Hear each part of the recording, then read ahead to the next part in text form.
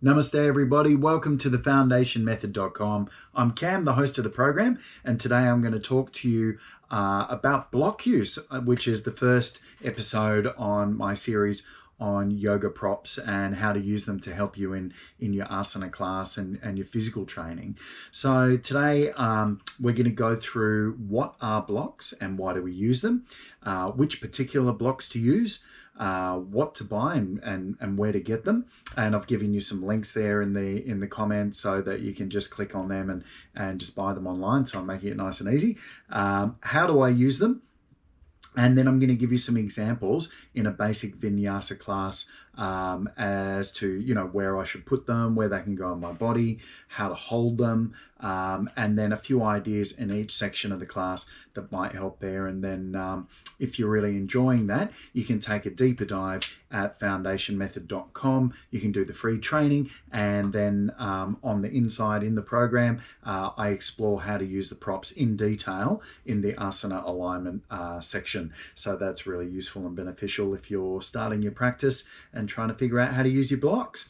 So to start with, what are yoga blocks? So here is yoga block number one. So that's my block that I use.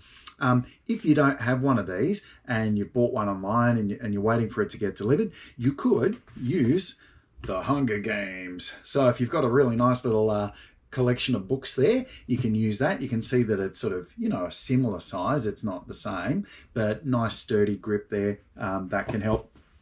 I've seen people use water bottles in class, so a good sturdy water bottle, steel water bottle, or good firm plastic one, that can help. And if all else fails, trusty can of tomatoes. So I'll explain why all of those things can be used as a prop, and then why it's preferable to use this guy in the next section. So why do I use a block?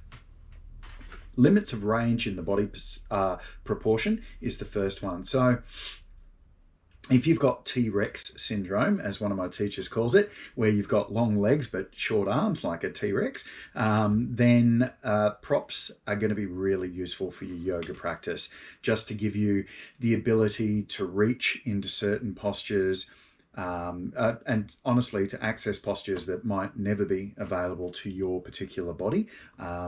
Things like, think if you've got short arms and long legs, if you're trying to do a jump through into sitting from downward dog and jumping through into a sitting position, your legs get all caught up underneath. Doesn't matter how much you hug them up, your arms just aren't long enough to press the floor away.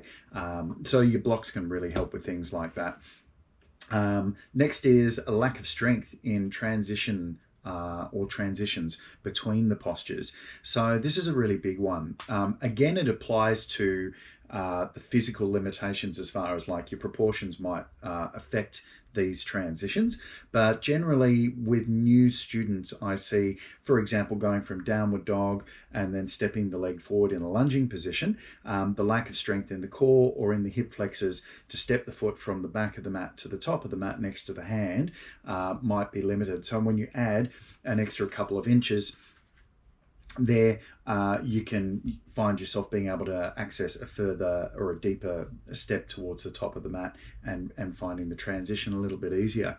And then by doing that, you'll build the strength rather than kind of struggling, having to put the back knee down and doing all those type of more manual adjustments. The next is limit in range from flexibility. So that kind of speaks for itself. If your hamstrings are really, really tight, blocks are going to be really useful in your vinyasa flow, in your sun salutations, just while you're warming up. They can take a bit of pressure off the flexibility.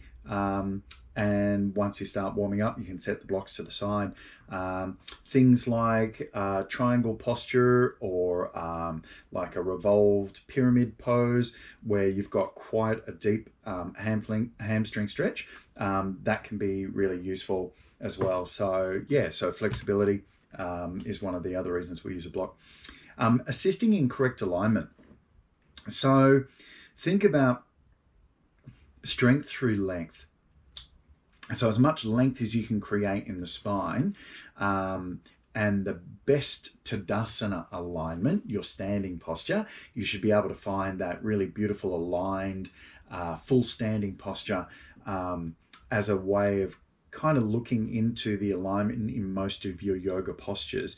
So for example, if you are in a twisting pose and you found that your spine started to collapse and crunch so that you could get into a revolving lunge, what you would use is a block there to help elongate the spine so that then you can get a deeper twist. You can also modify the hand positions, but I'll show you at the end of the practice just how that one works particularly.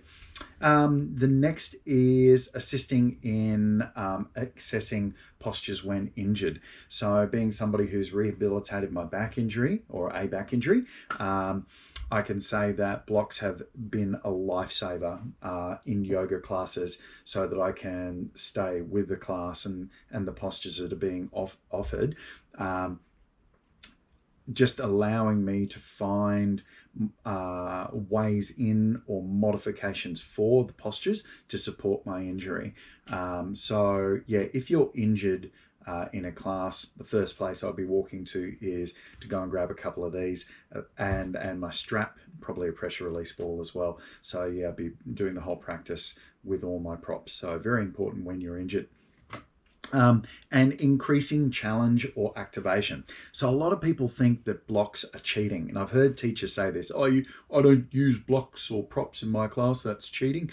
Well, have a chat to BK Sayanga, who's all about props and blocks, and he's one of our masters. So yeah, look, that's certainly not the case, and if somebody's saying that, it's really sort of coming from ego and you don't have to worry about it. I would use these in a class if I'm wanting to increase activation. So for example, in a press to handstand, if I was popping that between my legs and hugging it so that then I can't split the legs, and increasing the adductors so that when I'm upside down, I'm more like a pencil and more straight. Or I could use it in the core section, pop it in between the knees, if I'm doing sort of pendulum swings for my core, or if I'm doing boat pose, I can hug it in and make it a little bit more active. So you can increase challenge, you can increase flexibility, pop it at the bottom of the feet in a Paschimottanasana when you're falling forward, and then you can deepen the hamstring stretch there. So yeah, don't believe the hype that props and blocks are only if you're not strong enough or not able or not advanced enough to get into the postures. They are used also for increasing challenge as well. So why do I use this particular block? You'll notice that it's got quite sharp edges there. I use that because it fits up snugly against the wall. There's some with the rounded edge. I am just used to using these, and they stack nicely together when you're sort of doing multiple block variations. So that's why I use the ones with the nice sharp edge there. Also, if I'm using them in a yin class, I find that that's really nice. If I wanted to palpate parts of the body, you can get it into the neck. You can put the feet on and palpate the feet to release the fascia in the sole of the foot. So that's why I like using the sharp edge rather than the soft edge, because I find it's a bit more useful or multi-purpose useful. Good, firm, stable, resilient. There's some really good words you want in a block. When you go and get the cheap ones from Kmart, they squish, they bend, and if you're using this for handstand support and you're getting give underneath the hands, that's not good because you're losing stability, balance, and you can potentially injure yourself there. Brings me into the next point. These are really good non-slip when they're sweaty. They absorb a little bit of, excuse me, a little bit of sweat. But when the mat's covered in sweat, if you're doing hot yoga classes, they tend to stick rather than sort of the cork ones, which I found a little bit slidey. The cork ones are, variants in different sites. These ones are a good weight, that they're not too heavy, not too light. So they feel like a good solid weight. You can do rotator cuff drills and stuff like that without adding too much load. The bigger, thicker cork or wooden ones are a little bit heavy and can be a little bit more difficult to maneuver around the mat during a flow of a class. You want to be able to support your full body weight on one of them, so that's a good thing. So if you stand on it, you want to see that there's not much give and you can get a good amount of balance. And the other reason most yoga studios use these. So some of them buy the fancy block ones, some of them buy, some of the ones with the shaved off edges, but generally they'll have some of these in backup somewhere in storage, or they'll have, a variety, but these ones will come out there, sort of an industry standard. So that's why I use those. So what to buy or what to use, I've just spoken a bit to that, but basically this one's what they call a 3/4 brick. So it's 230 millimeters by 130 by 80 millimeters. So 230, 130 and 80. So that's the dimensions if you're ordering them. Again, I'll put that in links in the comments so it's nice and easy.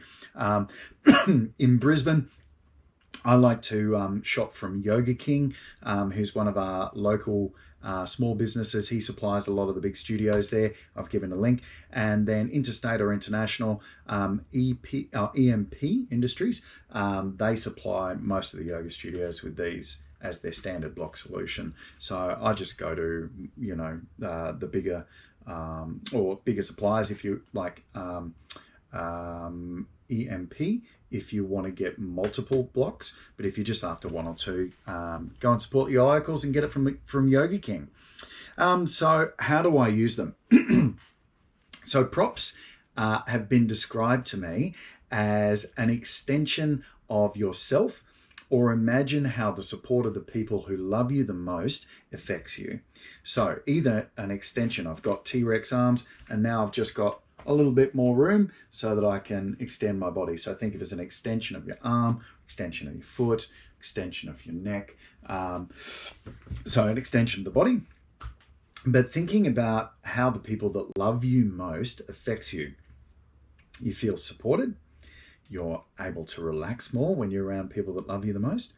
You're able to deepen your understanding of things when you're feeling supported by those people that love you. And I can deepen my understanding of my yoga practice when I've got these guys.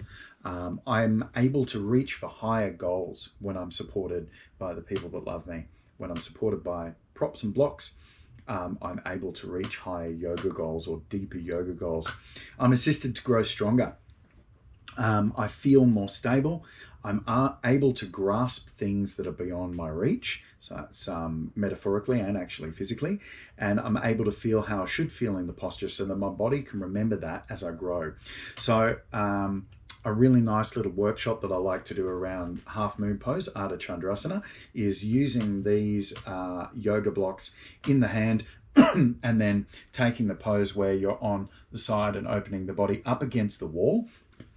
So the people that find it difficult to get the balance, or they don't have the strength, stability or the flexibility yet, can feel how it should feel in the full expanse of the pose. Because what happens if you can get a sensation of how it should feel, you'll be surprised just how much the body remembers. So that then as you start building those foundations, when you start to open up into the first time, into the pose, you'll remember that drill that we did in the workshop, and then your body will go there. So the sensation will guide you. So examples in a basic vinyasa class is the next part. So where should I put them? So I put these one either side of the mat, right up the top of the mat, so that they're easy hand reach. You can also put one up the top of the mat and one down the back side on the far side if you know that your teacher sort of flows backwards and forwards and changes direction during the class. So basically within hand reach is the aim, and slightly off the mat, so that then when you want to bring them on and off the mat, that's your choice. So where can I put them? Literally anywhere that needs support in a yoga class. So you can put them under the hands, under the feet. You can put them under the knees, under the bum, the hips, the shoulder blades, elbows, the forehead, the chin, the shoulders, literally everywhere in a yoga class you can place them, or anywhere on the body. And I'll give you a few examples in a second just to show you what that's all about. So the most common usage for this, and the one that I want to speak to most, is the use of the blocks under your hands in your vinyasa. So the reason being, if you get sore wrists, if you don't do a lot of sort of weights or resistance training, and you find that your forearms aren't very strong, you're going to get quite achy around the wrist joint in the beginning of your vinyasa practice because you spend a lot of time on your hands. So if your teacher's not speaking to Hasta Bandha, and I do go more in depth into that, into the foundation method, I'll give you a quick run through now how that works and how it applies to a block. So we have to understand bandhas. Bandhas are co-contraction of muscles around a joint. So a very simple explanation. If you have a look to my knuckle, if I pull it, you'll see that it dislocates, but if I flex the finger, you see that it's nice and stable. So that applies for the whole hand. So when you activate your whole hand, it braces the wrists and all the joints in the hand. That being said, if that's not sufficient to give you the stability and the strength and the confidence in the wrists, then I'd bring a block and I'd place the block. See the base knuckles here? Just underneath the base knuckles is where I'd be holding. I'd be spreading the fingers so that I've got a good grip with a little finger around the side. Of course, I've got bigger hands, so that might be easier for me. Some people just want to take the thumb over the side and the fingers around the front there. So that's another thing. But you do want to get as much of a spread as you can, and then gripping with the knuckles and the fingers and the fingernails. So when I grip like that and I press my fingers into the block, I'm going to get a really nice Hasta Bandha activation. So anybody that gets things like carpal tunnel or tennis elbow or sore wrists from doing vinyasa class, blocks are going to be a really good supportive additive to take some of the pressure off. And not only that, you can increase your wrist flexion and extension more so than if you were to have it on the ground. So if I've got the knuckles coming over there, I can get a little further as I flow. So if you've got struggles with flexibility in the wrist as well, that can be really useful support. So let's talk about how to use it in an actual class. And I've just got a couple of different variations in each section of a standard vinyasa class. So we'll start in integration or beginning the class. So the seated is traditionally one of the ways to start a yoga class in a cross leg, and you can place the block under your bum. You can put it on either side, sort of the medium or the flat side. And if you've got really tight hips, I've seen some people use 2 blocks. You can also have the knees in a cross-leg position down below the hips. So that's a really nice open way. And it's your seated meditation pose. So that's the first one. Second one is child's pose. So a good way to start your child's pose, especially if you've got really tight shoulders, is to place them under the hands as you reach out, and that'll deepen that shoulder extension and give you a really nice stretch there. So that can help open up the shoulders in your integration posture. You can also put it underneath the bum so that if you've got compression in your knees or sore knees or tight hips, it's going to give you that lift so that you don't over release or you don't get too much compression in the knees. And then you can also place it underneath the forehead. So that's going to take a bit of pressure and work off the neck and the spine. So if you do have spinal issues, just underneath the forehead so that you've got a bit of support there. So next is in sun salutation. So in the actual warm-up part of your class as we start to flow, popping them underneath the hands, as I showed you just before, if you've got weak wrists or if you've got a tennis elbow or if you've got limitations in,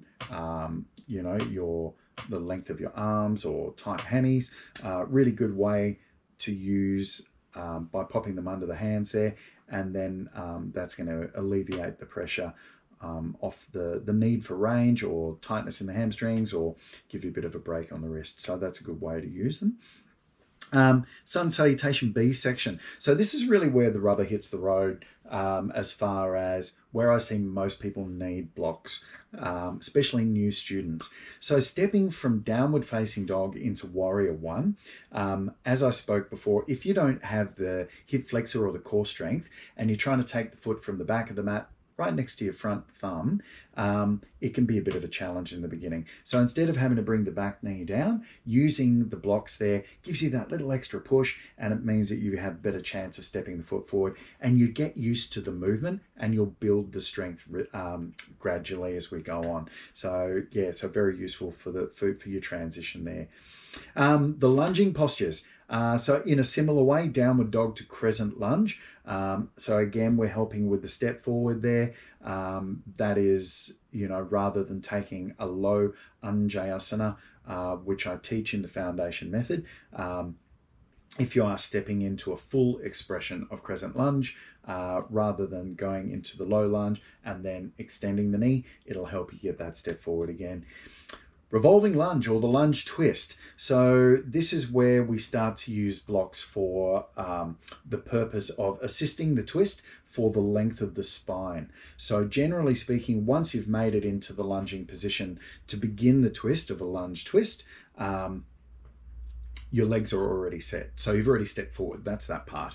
But you'll notice if the twist, if your twisting range isn't so good, or again, if you have limitations, you've got T-Rex syndrome in the arms, having the block underneath that front arm is going to give you that glorious open feeling as you come into the twist, just to give you a bit more lift and a bit more support there. So it really does assist the twist. Next one we've got there is straight leg postures. So triangle or trikonasana posture.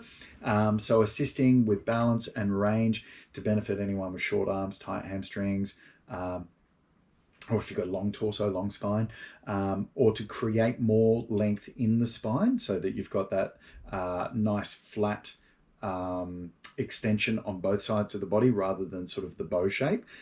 So using it in the front hand, and that's going to give you just a little bit of push up. So you could take your hand onto the shin if you didn't have a block, but I find using the block gives you a much stronger sense of groundedness, and especially it'll take off pressure on that front knee if you do suffer from any knee issues. So it's good to be able to alleviate that pressure, and then you can float the hand as you start to go into strength creation.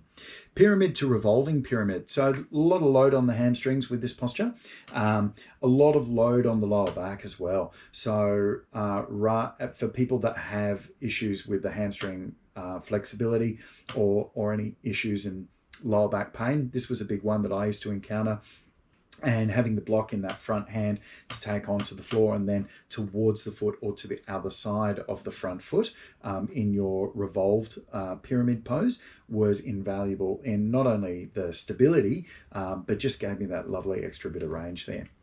So balancing postures is next. So half moon. So under the bottom hand, I spoke to this one a little bit before, but this is really important. I teach half moon with a block, even for people that are at a medium, intermediate style practice, because it really does help them get the confidence to do things like floating to half moon, or moving into Chapatsana where you'll catch the top leg.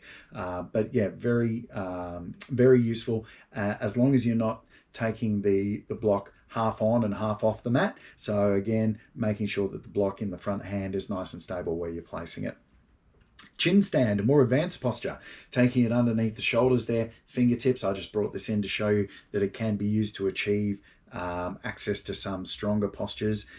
Gives you support on the front of the shoulders. So if you don't have a lot of anterior shoulder strength, it can give you a feeling of being in the posture. And I find some practitioners flow into chin stand because they've got beautiful back strength and back mobility, and it becomes more about skeletal stacking rather than the strength of the anterior shoulders. Crow pose. This one's a good one. This is taking it underneath the feet to assist with a greater range of being able to take the knees towards the armpits if you don't have that hip flexor strength or the range in the core, but also underneath the forehead. So if you're freaking out about stacking it and falling forward, you know that it's less of a distance. You can place the forehead onto there, and then you can experiment lifting the feet quite safely because you're supported by 3 points of contact. The core postures, boat pose, I spoke a little bit about that before. So take it between the knees to aid in deepening deep pelvic floor activation, core muscles, and the adductors in the thigh. So this helps you really build residual deep levels of core strength, rather than just working on the exterior sexy six-pack type of thing, which is really important for a good sustainable yoga practice. And then floor postures, bridge underneath the sacrum to deepen the range, or if you've got issues spinally, it can help support that so that then you're not, pushing too much through the glutes. Can help you if you want to disengage the glutes so that then you can get this decompression feeling. So some people just get that decompression from forward folds or forward hangs, but I can get that in bridge if I'm using a block. Wide-legged forward fold. This is one of my favorites. So if you place it underneath the bum, shuffle the bum a little bit forward so the sitting bones fall off the front edge, but the meat of the bum is still sitting onto it, you'll notice that you'll get an anterior tilt in the pelvis, which gets you into a neutral spine and a neutral pelvis position. And then you'll gently be able to roll the thighs back and access a really beautifully aligned wide-legged forward fold if your back is sore or if you've got limited range in your hamstrings. Really good one. If you haven't tried it before, definitely recommend get amongst and try that one. And then legs upper wall pose. So preliminary to shoulder stand. So if you're finding those inversions are quite difficult and you're wondering, what are the building blocks, Viparita Karani or legs upper wall pose, where you've got the block underneath the sacrum. You'll know it's under the sacrum when it feels quite numb. If it's feeling sore, you're probably getting towards the spine, so you want to take it nice and low. But it'll allow you that very gradual build of core strength by having the legs up. And then it's also that beautiful restorative stuff that you get from your inversions. So there's just a few ideas. Hope that's been good. Definitely practice with blocks if you're not used to practicing with blocks. Definitely add it into your packet of things to get for your yoga practice, and there's some links down there in the comments, so jump in there and grab them. If you want to learn more about this and deepen your understanding of specifically how to use them in throughout the yoga flow of a vinyasa class, I'll talk more specifically to that and more in depth in the Foundation Method course. And if you're interested in exploring a little bit more and finding out whether that's for you, come to foundationmethod.com. I've got a free training seminar in there. It's about an hour long. All you need is a pen and a paper, and I'll explore the 6 biggest problems and 6 high quality solutions that I've found on my journey to wellness, so that then you can fast track and navigate your process. And if you really enjoy that, then come on through and join me at the Foundation Method. And you can just use the videos, or I can mentor you weekly, or I can be your personal one-on-one mentor if that's something you choose as well. So it's been a pleasure. I hope you've got something out of that. Namaste, and I'll see you at foundationmethod.com.